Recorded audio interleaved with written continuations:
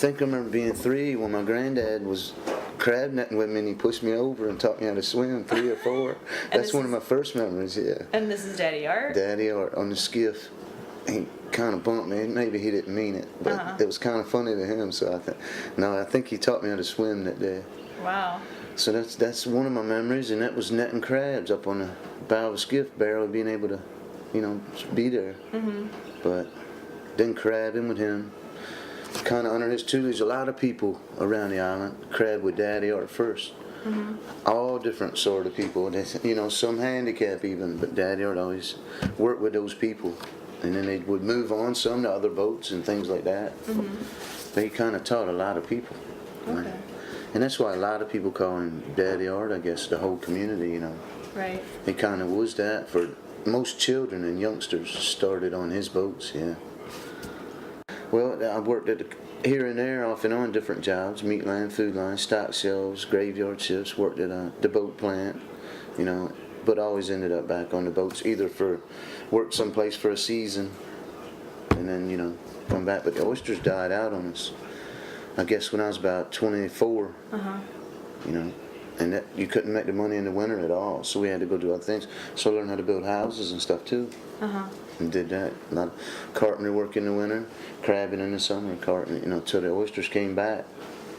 And then now in the wintertime, people can make almost just as much money as they can in the summertime. Really? Oh, yeah. So the oysters have come back again? Yeah, and when you catch the oysters, you put them out and you're done, Right. It's not like the crabs. Why do you think you always keep coming back to the crabbing and water business? It's the bay. It's not the crabbing or anything. It's hard work. The older you get, the harder it gets. Yeah. It's just the bay. What about the bay? It just got to be out there. It's just in my blood. It's got to be. I don't know any way to describe it, but if it's in your blood, you know. And you take a trip cross country, like Washington State, my company sent me in places like that. You see all kinds of bodies of water in the ocean and everything, but it's still just not the bay. You think that the bay is different than any place else in the world? Yeah. To me, but that's where I grew up. That's where. So, I guess it means different things to different people, but. Well, the sunrises are pretty hard to beat. Yeah, well, the history, the Native American history and all that's a big thing for me too. I like to be by shore where I can just wander off a lot of times, and just find artifacts or just pieces of history and things. That's what we do a lot. When did you start collecting the? I think I used to dip out of school in like the 6th grade. Really? I was getting on the school bus and head down to the beach and would find Indian artifacts and different things, yeah. And then my older cousins, would go around digging bottles, is what we call it.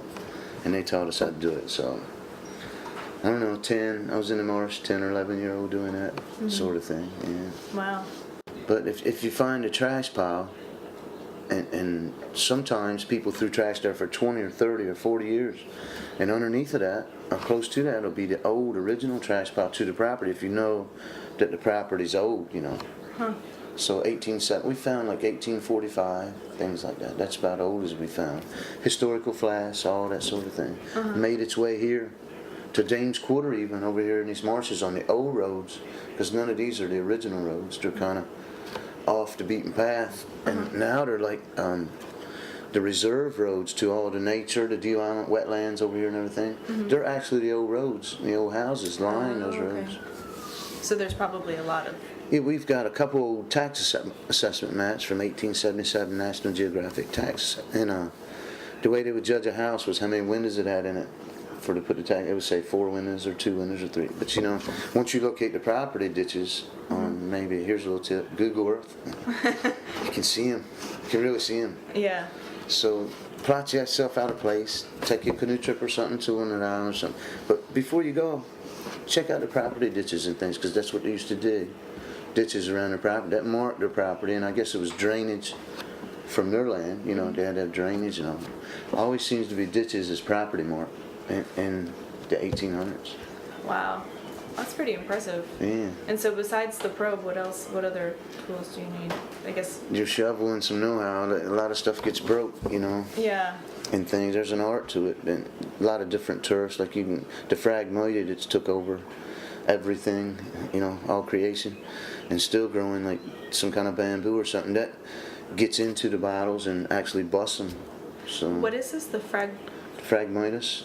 Is The Phragmite, it grows over there, even studying it. really?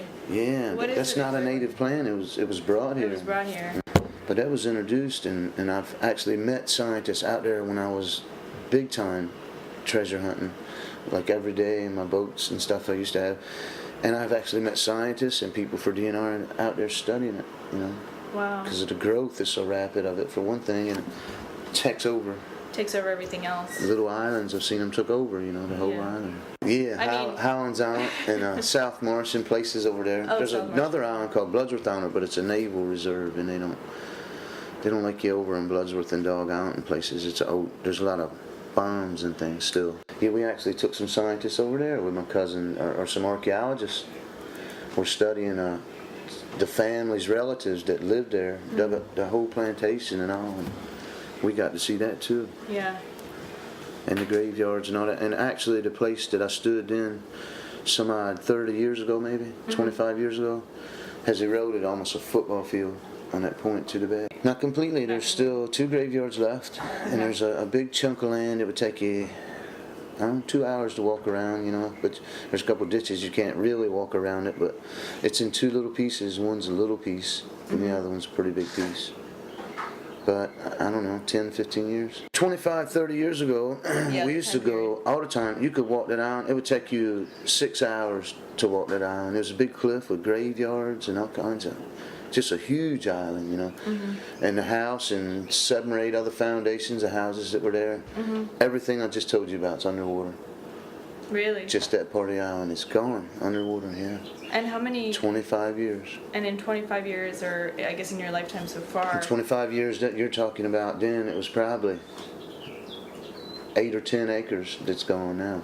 And how many? Have you seen any other islands disappear? Yeah, the big pieces. There's Sandpier Island, and Winona was a big island when I was young, and there's all kinds of.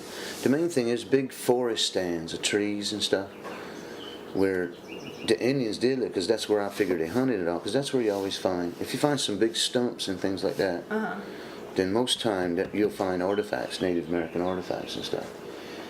And if there's no stumps and things, it was a lot less activity. That's Okay. just something I learned. So it makes sense that they would be hunting in a forest, you know, and not in just marshland or whatever grew there. Who knows? Right. But big stands of trees gone. Gone. No trees. Barren islands now that were used to be fishermen or whatever would say, okay, we'll line up that tree or this tree and that buoy or whatever, you know. Well, all those marks are gone. All the old timers fishing marks and all that, they're gone.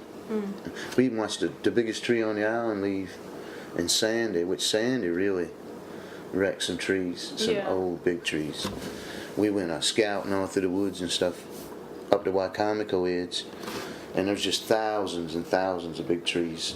I'm not saying big trees, like 150 footers, hardwoods down in different woods, but they took the biggest tree down that was on the island. It's actually in the pictures when you see the old steamboat wharf and things. That tree was, you know, like a landmark there on the island, but that's gone. It's gone. How much have you seen sort of the community change in the? The biggest change around here is you don't know 3/4 of the people that are here now, and it used to be everybody was family, and everybody knew everybody, you know. Right. But it's just people's bought all the waterfront land, so Right. I've noticed that the waterfront land. and it's all is small. private, and it's Right. all mostly bulkheaded now, you know, with rocks or whatever, riprap. So that changed the whole beach. There's no beaches anymore. It's just riprap. You can go to Winona and Deal Island, and there's still one public beach that the state owns, but I don't know. It's just private property. Right. It's all private property now. What has been your favorite thing about being a waterman and being from Deal Island? It's the freedom, definitely, the free life. Is it? Yeah, I get off at 1 o'clock every day. My work's done. Then I can do something else. Or I can be home to do whatever. We got children and all. But yeah, I only answer to one man right now, my captain, when I'm Right. on the boat, you know. And I've worked for 20 people. I worked for a big corporation, Brunswick, owned the corporation I worked for, and they flew me out to Seattle. I did all kinds of things, you know. Right. Was supervised and all that stuff, but inside in a boat plant, a fiberglass plant, nose bleeding, you know, chemicals, everything going on for 8 years. That's hard too. The fiberglass, this Oh, is yeah. something that I've Took a just heard about. Ultraviolet light and shine it in there, and right straight across it, and the crystal, the whole building sparkled, the whole thing. And OSHA would come, you know, and everything. OSHA was paid off by this big company, easy. Right. We got that on tape, OSHA. But they were paid off because we had a 5-day warning before they come in. We vacuumed, hose the place down, they would come, go. Then we'd start all over again. Right, but the Dust flying fiberglass everywhere, fiberglass. is just really toxic And to people. methyl ketone peroxide, MEK, MEKP. Okay. The catalyst in any resin or anything. The most harmful carcinogen known to mankind. Wow. Got a shelf life of thousands of years. You were handling that all the time. They tell you put gloves on and all that. Well, you go to the chemical cabinet and you just mix your chemicals and go. You're mixing putty, you know, resin. You touched it all the time. Yeah. So I've done it all, is what I've done. Everything from build houses to boats to whatever, done it all. But you have to. You have to have some skills because the water's up and down.